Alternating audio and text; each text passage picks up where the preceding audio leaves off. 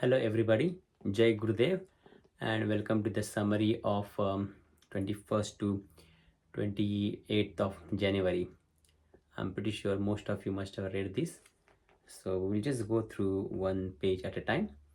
So Vasishta has started talking now, and if you listen to the Guru Puja that we chant, Narayanam Padma Bhavam Vasishtam. So Vasishta is the first sage in the line after Padmanabha, who has got this knowledge. So it's a very on an early lineage of the Guru Parampara. This knowledge has come to, says Vasishta.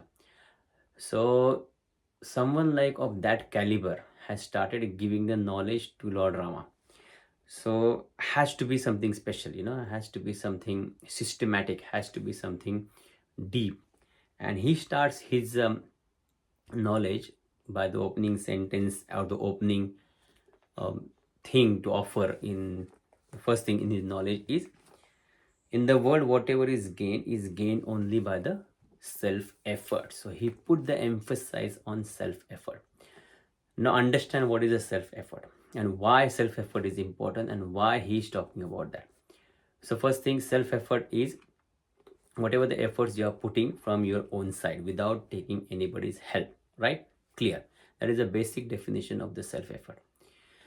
However, a sage Vasishta is saying the self effort as the first thing in the beginning of the knowledge is because when you put your self efforts 100%, you stop depending on other things.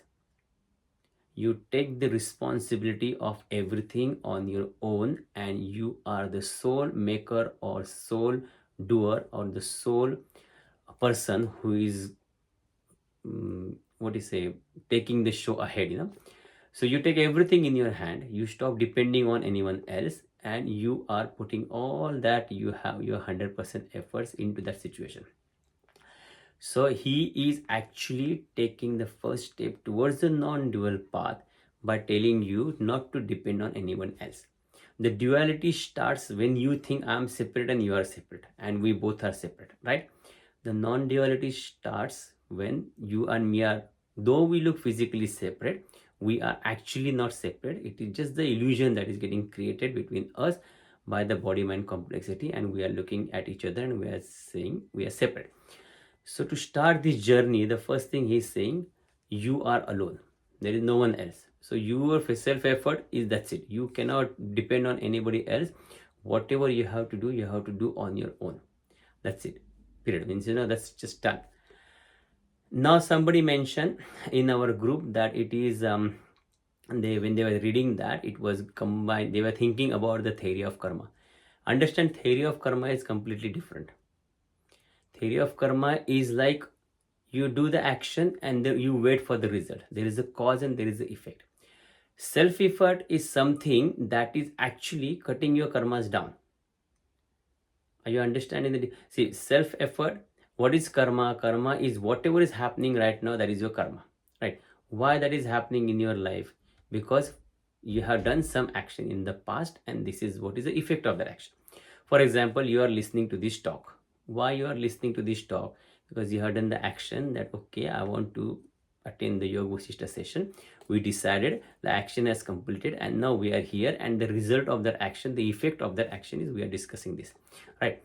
Now when this action and the effect is happening, that time you are putting your 100% effort and you are listening to me and understanding. So you are actually eliminating the karma in such a way. If you are not putting the 100% of efforts, so tomorrow you will need to hear this again. So you're actually creating the karma, and then tomorrow the effect of that karma is you are not understood. So you are actually eliminating the karma by giving a 100% self effort and taking the whole control in your hand. Now what will happen if you listen carefully and if you understand carefully by putting your 100% effort? Tomorrow you will start experiencing this knowledge. You will come back and you will listen as a different story, but you will not listen for the sake of understanding it. You are already understood. You will just listen for fun. So when you put the self effort 100% in that particular situation, then after that you eliminate the karma and you actually are freeing yourself from the effects of the karma. So that's why he goes ahead and he says, whatever is happening in your life or in anybody's life is nothing but the result of the past self effort they have put. And why they are suffering? Because they are not put 100% self effort. Why they are not suffering? Because they have put 100% self effort. So faith is nothing but whatever has happened in your life during that situation, how much percentage of the self effort you have put, or you have not put the self effort at all. Is it making sense? If it is little difficult, you can again listen to this again. So he's taking the whole, giving the whole control in your hand. That's it. You are the whole and soul maker of your own world. There is no one else, and no one can be there.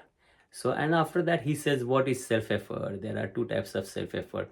One that is done in past, and whatever has happened in past, because of that, you are right now living this knowledge. But the present is very powerful. Why the present is very powerful? Because right now, in this moment, you have the ability and capacity to change the happening, which is a result of the past karma, to whatever way you want to take it to the further direction. Are you getting? Like, you ate a lot of food in the past. The result of that food is the effect that you got a big belly or you got overweight. Now, if you put the effort now to exercise, to control the diet, then in future, whatever is happening, you are actually controlling that as well, because your self efforts are eliminating the effects of the causation that is happened in the past, and now also helping you in the future. You are actually making your life the way you want to guide it through. Another example of the same situation is, you ate a lot of food, you got the overweight. Now you have a choice of doing the exercise and controlling the food, but you said, no, I will not do that. You choose not to put the self effort. Then again, the result of that will be, or again, the whatever will happen in future, you are guiding your life in that direction, that you will have more sufferings. So whether you are having sufferings in your life or whether you are having good things in your life right now, it is all your makings. So stop blaming anyone else in your life. If you're still blaming someone, they have got nothing to do with you. Now, then he says, as the effort, as so is the fruit. Like that's what we discussed just now. And then he says, he gives the example of the farmer. See, first time when I read Yoga Vasishtha, this example actually blew my mind, because our general understanding is that, okay, fine, I am negotiating or I am connecting with the human beings, so everything is affecting in relation to the human beings. But in these examples, he says the farmer efforts are made fruitless by the hailstorm. So he's talking about the natural calamities as well. And now later in the later in the book, when he explains more about the five elements and their effects and all that, then you come to know that, oh my goodness, the whole universe is made up of five elements. I am also made up of five elements. So if my efforts inside me, whatever the elements are existing, are more powerful than the element which is there, so it will have the impact on the outside element as well. Hailstorm is nothing but the disturbance in the elements of the water, earth and air. And if inside me, water, earth and air, I will be more powerful in guiding those elements, then that will again eliminate the effect of the outside elements as well. So that's how it's very powerful, that how much that self effort you are putting, how important it is. And but again, with the understanding of non-duality, you have to understand that means you're taking the whole control of everything, because there is no one else. And then you have to start walking on this thing, on this path. Then that alone is a self effort which springs from the right understanding that manifests in one's heart, which has been exposed to the teachings of the scriptures and the conduct of holy ones. Now here he clearly says what kind of self effort you should do. Okay, I'm doing, you said, okay, I want to do the self effort, but then what is the guidance for that? So okay, your scriptures are the guidance, especially the Vedas, where everything has been scientifically written down, all those things and all that. That is your guidance. Or the holy ones, the gurus living their life, is nothing but the knowledge in the physical form. So when you observe them, when you follow them, when you learn from them, when you listen to them, and when you take the advice from them, then they can be guiding you for putting your self efforts in the right direction. Now, self efforts based of these three: knowledge of the scriptures, instruction of the preceptor, and one's own effort. One's own effort is also very important. Why one's own effort is very important? Because you will have your own experience, something you want to do, and the inner voice, something inside tells you, no, no, no, don't do that, it's not good. Suppose you want to hurt someone, you want to call someone and scold them, but sometimes you just know, something inside just tells you, no, no, no, don't do that. I know they have done something wrong, they have not done the right thing, but you just leave them, you forgive them. So that inner guidance, that inner guru, that is also very important. And scriptures and the other instructions from the masters. Now, faith. Oh yeah, there is one more sentence that somebody asked a question here, that fate is fictitious. Now, of course, it is a fiction because it is not real, because it has already happened in the past. So it's like looking at the past. If you sit down and think about the events that happen in your life 1 year, 2 year, 3 year, 4 years, or just 1 month, 2 month, 3 months back, then everything will look blurry and like a dream like. So that is nothing but the fiction, so that's the fate is coming from that. So that's why it's fictitious, and it is not seen as a self, it is not seen. And then self effort, Rama, is mental, verbal, and physical action. This is again very important. We just think the effort is whatever done on the physical level. No, if you are thinking about something, is also your effort. That's how the whole blessing things works. You call someone and you say, can you please bless me? Now that person there is actually blessing you, and that blessing effect is coming on you. That works in such a way because that person is mentally doing some self effort, and that is releasing that effects on you. Or someone is praying, or some whatever is happening which is in the distance, not immediate in physical contact, is because of the mental self effort from the other person. Verbal, you just talk to someone and tell them, or you do something. And physical, so all those three things are important. Now there was another question about omnipresent, omniscience, and omnipotent. Now this is very interesting. Understand this now. Take an example of space. Now space is omnipresent, it's present everywhere. Is there anything in the world which is out of the space? No, it's just there, spread everywhere, and it's just everywhere, isn't it? Omnipotent, it is most powerful because everything has come out of space, everything is sustaining the space, and everything is going back into the space. No matter physical power, mental power, money power, your fame power, whatever power you can talk about, it is all coming out of the space, it is staying in the space, and it is going back in the space. So space is the most powerful. And omniscience, now whatever is coming out of that space, the knowledge behind that existence. Every tree leaf is different, every animal is different, every bug is different, every human being is different, every person, every living creature is different, and no one is matching with another one. That is the talent, that is the knowledge from which everything is coming out. Everything is not only coming out in a different form, everything is sustaining in a different way, and everything is living their life in a different way.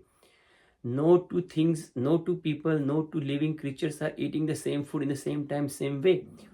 They are consuming the different same, though the food is same, they are consuming in a different way, they are eating in a different way, digesting in a different way, perception happening in a different way, expression happening in a different way. So such a big talent is working behind all those living creatures. So it's omniscience and omnipotent, most powerful, omnipresent. Now this is the space that you can think about. Now go one step behind. From where this space has come out? Because space is a physical form. Now if the physical form is existing on something, it is depending on something. So form on what the physical form of the space is existing, that you can think of. In the last time we discussed about the physical space, psychological space, and the third level of the space, cosmic space. So think about that now. The physical space is depending on something. What about the psychological space between our minds, between the thoughts, between the emotions? I want to reach to Melbourne, and that's it. I'm thinking and I'm reached to the Melbourne. The distance is just uh, no boundaries in between me and that.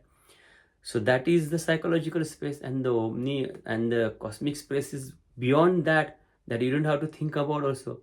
That's where the gurus and all the masters and all the knowledge actually works, that you just think about someone in the different city, different place, different country, and that's it. They just receive that thing.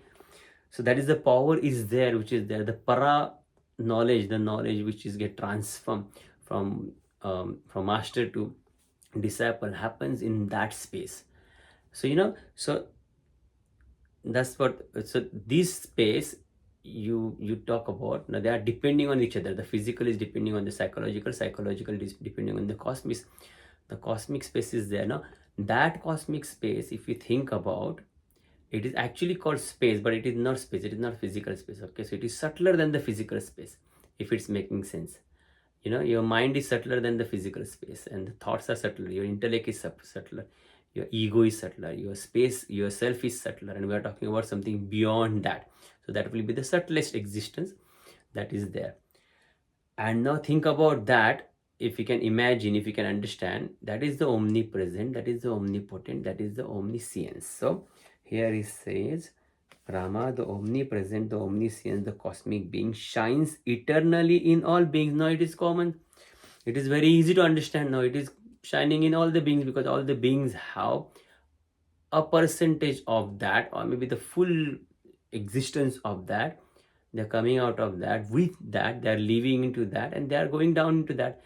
The moment that stops working in you, we call it as a dead body, isn't it? We talked about that also. So that is what is that is what is explained as a omnipresent, omniscience, omnipotent. Okay, then after that he says very important thing here. He says, he thereupon institute the centers of the pilgrimage, universities, austerity, charity, truthfulness. Okay, now this is the reflecting this, the creator brought into the being. Yes, and then he talks here about the creator brought me into the being. That's what I started the whole talk about, Narayanan Padma Bhavam Vasishtan. So he's been brought into the existence by this whole knowledge, and then he begged his Brahma, the creator, my father, to show me the way, And then there is a story about that, and then he talks about, on the page 26, he talks about the 4 gatekeepers. Now the 4 gatekeepers is a self-control, spirit of inquiry. Spirit of inquiry is called mumukshatva. Those who have done the silence course, that is the one of the pillar of the knowledge that Gurudev talks about. That you are interested in something more than just the normal chit chat and normal knowledge that is available there. Contentment means santosha. That means that you are, whatever I have right now in this moment, I am satisfied with that. I am not craving for anything else. That doesn't mean I should not have dream. I will have dream, I will have aim, I will work for that, but I will not work because there is a lack inside me. Inside me, I'm calm, relaxed, peaceful with whatever I have, and then I'm okay. Because somewhere that omnipresent, omnipotent, omniscience, the cosmic space, if you think about that again and again, and if you tell yourself you are made up out of that, you are sustaining into that, you are going back into that, then it has got everything in it, and you are a part of that. Then what are you looking for? That just bring that contentment. If I'm coming out of that, I'm sustaining into that, I'm going back into that, then why I'm worried about that? Isn't it? So that's the contentment and the good company of the holy people, satsanga, that's called. So later on, after 27 onwards, for next few pages, if you will read up till 31st, up till 30th of January, he explains all these 4 gatekeepers in little bit of detail, one page each, like that. And he starts and then on page number 27, which was the last page for this week, he talks about the pure heart and the receptive mind. and without the veil of the doubt and the restlessness of the mind. Listen this. So he gets Rama ready to the listen to the knowledge, and he says, when the mind is at peace and the heart leaps to the supreme truth, when all the disturbing thought waves in the mind stop, have subsided, and there is unbroken flow of peace, and the heart is filled with the bliss of absolute, when thus the truth has been seen in the heart, then this very world becomes the abode of bliss. So he's telling, basically he's talking about whatever is happening on the level of the mind and whatever is happening on the level of the body. If you just become the witness of that, and you become so still inside that even these things will stop bothering you, it is a practice. It is actually a very, very important and amazing practice that you can do. So just observing, just witnessing, and just witnessing first time, second time, third time, after 6 months, after 1 year, after 2 years, those things stops bothering you. Right now, if you will witness yourself, you will start getting engaged into the actions happening inside you. Your thought will come and you will start going, you will get carried away with the thought. You will start thinking, you will need to come, bring it back. Then again, your body will start itching here, itching there. You feel like moving something, then you will start moving and you will go ahead with the flow of the body. So this will keep happening till the time you will get the complete control. And okay, 20 minutes I sit here, that's it. I'm dead, I'm statue, I'm in a deep sleep. These three things, any of this is your favorite, you can implement that. That's it. I'm a statue, I'm asleep, I'm dead. The moment you will implement any one of these, your body will become quiet, your mind will start becoming quiet, because statues don't talk. Deep sleep, your mind is relaxed. Dead body don't have mind. That's it. So so you will start becoming relaxed, and you will start getting into that witness consciousness slowly, and that witness conscious will start growing in the sense, the witness conscious, you will start establishing with yourself. That is what you are actually, if you see. And then the flow of peace will be unbroken. Flow of peace is nothing but the moment you will go into that, you will not but just get a natural smile on your face, and you will just be there relaxing with yourself. Most of the meditations, if you are done with Gurudev, that is what is the final instructions he generally give. Repose into the self. Repose into the self, if you listen though. And he just takes them there slowly, takes you there and guide you. And once you're there, he just say, let go of all your efforts and just repose into the self, or in your being.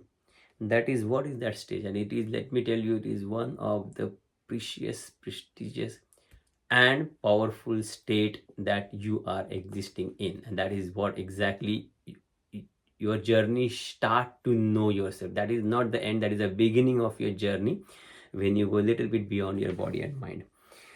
So this is where we have come. I have completed a lot of things. There were lots of notes I have written, but I don't think that will be relevant, because we covered most of the things.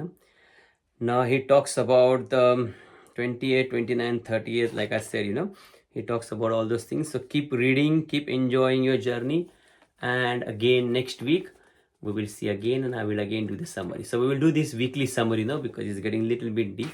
If you got any questions, if you got anything to share, please do not hesitate, because the real knowledge dawns in you only when you use the discrimination, the viveka, and you keep challenging it, you keep discussing it, and you keep understanding it on a different level. So okay, so enjoy your journey. Jai Gurudev.